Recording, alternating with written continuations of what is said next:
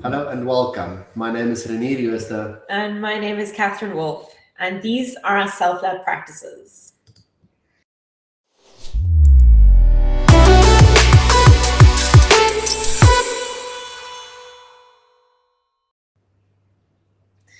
So self-love is really a beautiful story that makes you feel all warm and cuddly inside if you do it. It's just a story if you don't do it, right? Absolutely worlds apart. On the one end, the understanding, the intellectual understanding. Yes. And on the other end, the practice. Yes. And they're very different things because self-love, by definition, is the practice of bringing your awareness from the world outside to the world inside. But when our awareness is stuck in the world outside, we are very unloving to ourselves. And to the world outside, it's like, what can we take? What can we get? It's like a totally different space, worlds apart to be in. On the one end, understanding it brings about this like entitlement that I should have that. And on the other end, doing it, there's no entitlement. There's how do I give? Yes. Yes, it's a completely different perspective shift. And when I forget to practice self-love, I keep myself in emotional turmoil and stress and anxiety, and I am more caught up and preoccupied with how things need to be outside or how they are not or how other people are behaving towards me than I am about practicing self-love. And that's a really painful cycle to be stuck in. And it is a cycle that I can remain stuck in for as long as I do not practice self-love. But the moment I get to practice self-love, I accept responsibility and I apply my practice. And in doing that, everything shifts in an instant. It only happens in an instant, like me getting angry and being stuck in that anger for 3 hours, for 3 days, for 3 weeks. It's in that instant what I choose.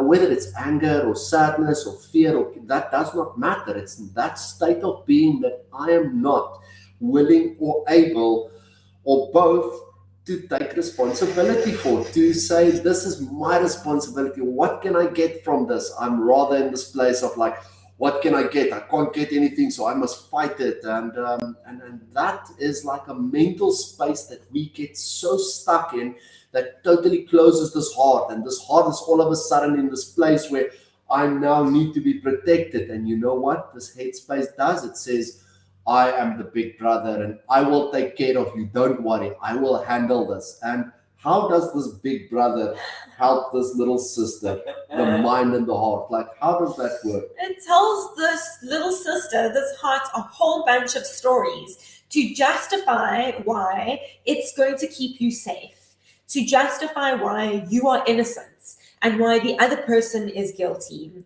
And when that happens, we literally just keep ourselves stuck in this really painful, really abusive cycle that is highly unloving to ourselves.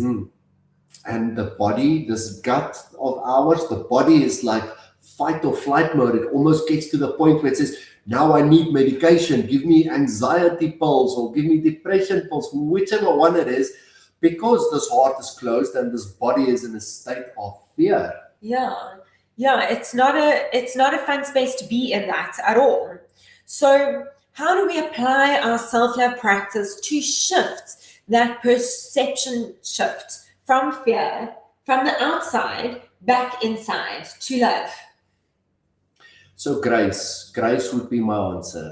And grace is just really the holding of space to allow that what is to be. So first of all, this mind is going to do what the mind is going to do. And when this mind is busy, there's no grace. There is no space for anything other than these racing thoughts that just does not stop.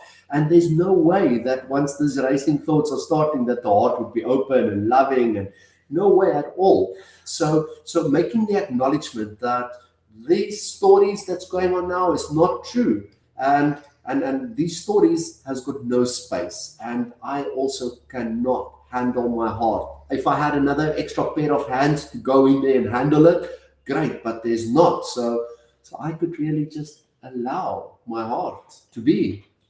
And that's really the practice of self-love, is to allow what is to be and to take your own judgments and your own needing to change it and control it and manipulate it and for it to be something else, your own resistance, and letting it go and just acknowledging with grace that you are safe and you're okay and you are loved as you are.